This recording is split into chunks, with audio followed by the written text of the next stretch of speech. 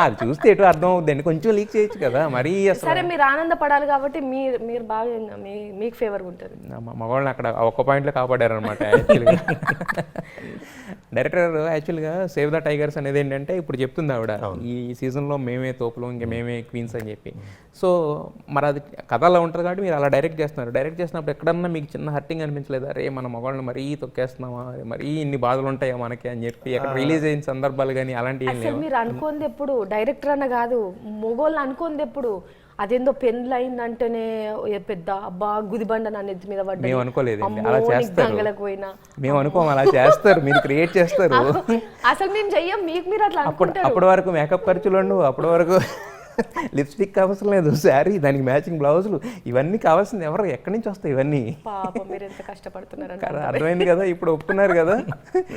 ఇప్పుడు సీజన్ 3 ఉందనుకోండి, ఇప్పుడు ఏమై ఉంటుంది కదా ఆలోచించండి మీరు. ఇంకా అంటే దాని గురించి ఇంకా ఐడియాలోనే ఉన్నాం. మేమైతే ఖచ్చితంగా మేము మగవాళ్ళకి అన్యాయం జరిగితే మాత్రం ఊరికనే ప్రసక్తే లేదు. సీజన్ 2లో సీజన్ 3లో ఇది కావాలండి యాక్చువల్గా.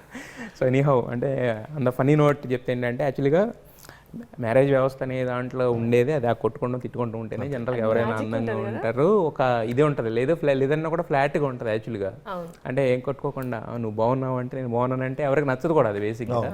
సో ఆ చిన్న చిన్న ఇవన్నీ ఉంటేనే మ్యాజిక్ వ్యవస్థ అనేది ఇదిగా ఉంటుంది. సో ఖచ్చితంగా ఇప్పుడు సేవ్ ద టైగర్స్ పార్ట్ 1 ఎంతైతే ఎంజాయ్ చేసామో 2 అంతకన్నా ఎంజాయ్ చేస్తామని నమ్ముతున్నాం. మీరు చెప్పిన మాటలను బట్టి, మీరు రిలీజ్ చేసిన ప్రమోషనల్ కంటెంట్ని బట్టి ఇది కూడా బ్లాస్ట్ హిట్ అవ్వాలని, అలాగే త్వరలోనే సీజన్ 3తో మళ్ళీ మమ్మల్ని ఆకట్టుకోవాలని మనస్ఫూర్తి కోరుకున్నాను. Wish you all the best to the entire team of save the tigers.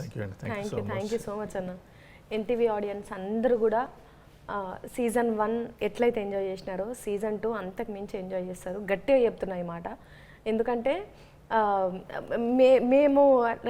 మేము షూట్ చేసి మేము యాక్ట్ చేసినాం కాబట్టి ఆ కాన్ఫిడెంట్ లెవెల్ ఒక లెవెల్లో ఉందన్నమాట.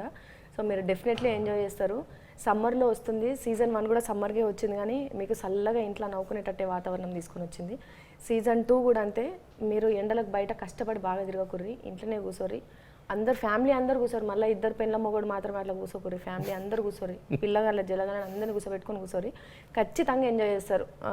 ఈసారి చిన్నోళ్ళ దగ్గర నుంచి యాజ్ ఇట్ ఈస్ ముసలోళ్ళ వరకు ప్రతి ఒక్కరు ఎంజాయ్ చేసేటట్టే ఉన్నది స్టోరీ. అండ్ మా క్యారెక్టర్స్ కూడా అట్లనే ఉన్నాయి. ఒక్క ఎపిసోడ్కి మించి ఇంకొక ఎపిసోడ్ అట్లనే ఉంటుంది. కాబట్టి 8 ఎపిసోడ్స్ డెఫినెట్లీ ఎంజాయ్